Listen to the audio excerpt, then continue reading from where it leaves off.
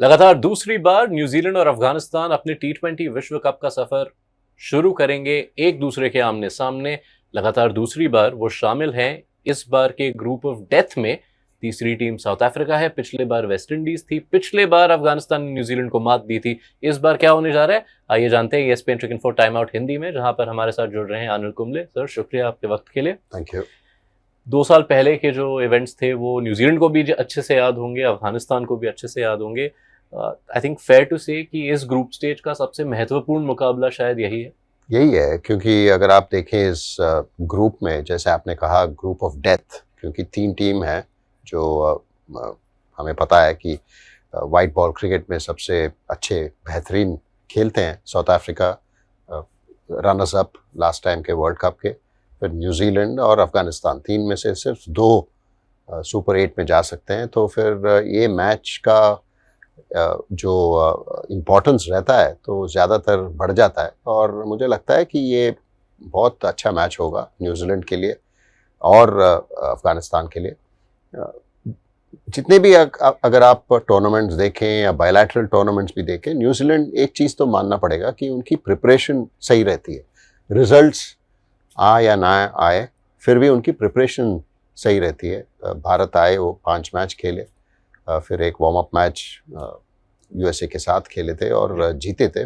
भले ही भारत के विरुद्ध हार मिला था 5 मैचेस में, लेकिन आई एम श्योर वो लर्निंग्स लेके पहले मैच जो चेन्नई में होने वाला है, चेन्नई में तो अगर आप उनकी बैटिंग लाइनअप देखें तो तीन बल्लेबाज चेन्नई के पिछले IPL में खेल चुके थे, तो उनको नया नहीं होगा सरफेस या चेन्नई का कंडीशंस।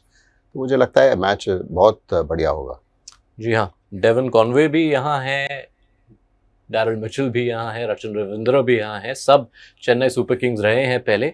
न्यूजीलैंड, आपने जैसा कहा, अभी उन्होंने भारत में सीरीज खेला, हालांकि हारे और काफ़ी करारी हार मिली 4 मुकाबलों में, लेकिन लेसन्स के दायरे से वो एक बहुत अहम सीरीज उनके लिए बहुत अहम सीरीज होगी, क्योंकि उनकी एक ही इम्पॉर्टेंट रहा है कि वो कंसिस्टेंसी नहीं रही है टॉप ऑफ द इनिंग्स में। डेवन कॉनवे की अगर बात करें तो हमें पता है उनकी क्वालिटी और एबिलिटी कितना अच्छा है, लेकिन पिछले 1 साल से वाइट बॉल क्रिकेट में, स्पेशली T20 में, इतना ज़्यादा अच्छा परफॉर्मेंस नहीं रहा है। वो खेलेंगे कि नहीं पता नहीं, लेकिन मुझे लगता है कि उनको खेलना चाहिए। और सीफर्ट और फिन एलन जो एक्सप्लोसिव ओपनर्स है दोनों कंसिस्टेंटली परफॉर्म किए हैं, तो फिर मुझे लगता है वो उनको भी खेलना है। और मिडल ऑर्डर उनका तो सॉलिड है, डैरल मिचेल खेलेंगे, फिर ग्लेन फिलिप्स जो बहुत बढ़िया T20 प्लेयर है, तो उनको वो ज़रूर खेलेंगे। मेरा यही मानना है कि जो मिडल ऑर्डर में ठीक खेलते हैं इस वर्ल्ड कप में, वो लंबा खेलेंगे। और एक ही उनका प्रॉब्लम रहा है कि मिच सैंटनर के लिए एक और स्पिनर उनका जो है, ब्रेसवेल है, लेकिन इस सऊदी भी खेले थे, लेकिन इतना इम्प्रेशन नहीं रहा इस सऊदी का भारत के खिलाफ। तो वो एक, अगर वो चीज़ वो सही कर लेते हैं न्यूजीलैंड, तो फिर मुझे लगता है कि वो लंबी जा सकती है।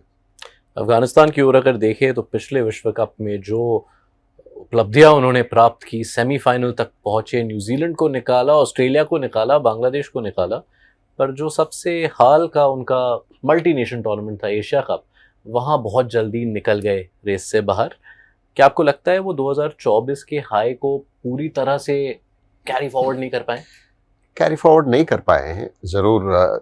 जैसे आपने कहा, एशिया कप में इतना अच्छा परफॉर्मेंस नहीं रहा अफ़गानिस्तान, क्योंकि मुझे लगता है कि अगर आप कंसिस्टेंसी या T20 क्रिकेट जैसे 2024 या 2023 का वो जो वर्ल्ड कप था, 50 ओवर वर्ल्ड कप, अगर वो दोनों परफॉर्मेंस देखे, तो फिर मुझे लगता है कि सब कॉन्टिनेंट में शायद वो नंबर 2 टीम होगी अफ़गानिस्तान।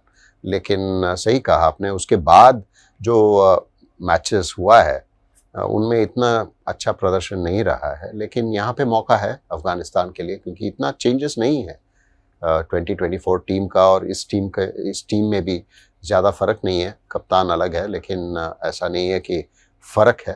तो मुझे लगता है कि एक मौका है उनके लिए ज़रूर उनके पास ओपनर्स, डिस्ट्रक्टिव ओपनर्स है। फिर से वो मिडिल ऑर्डर की बात होगी बैटिंग में।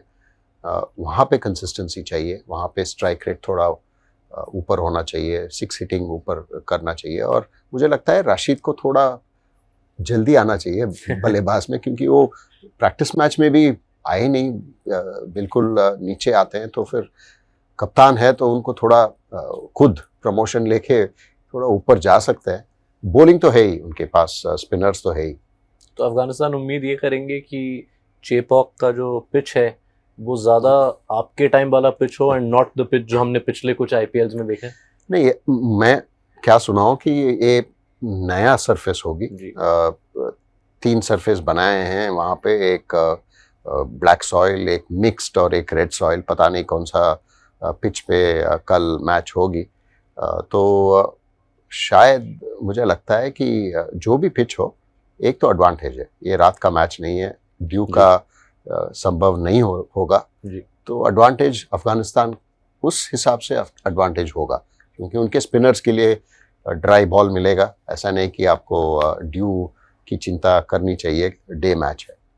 तो कंडीशंस का अफगानिस्तान को एडवांटेज, लेकिन ओवरऑल आप अफगानिस्तान या न्यूजीलैंड? नहीं, मुझे लगता है हाँ ज़रूर, पिछली बार हार मिली थी न्यूजीलैंड के लिए। मुझे लगता है इस बार न्यूजीलैंड जीतेगी, क्योंकि उनकी पास क्वालिटी है।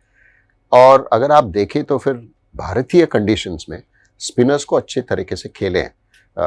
Even the T20 series against India, भले ही हार मिला हो, लेकिन स्पिनर्स को अच्छी तरीके से खेले। तो मुझे लगता है कि न्यूजीलैंड को एक मौका है जो 2024 में नहीं हो पाया। और ये जैसे आपने कहा, ये वहाँ ग्रुप ऑफ डेथ है, तो कल का मैच बहुत इंपॉर्टेंट रहेगा साउथ अफ्रीका के लिए, सॉरी न्यूजीलैंड के लिए।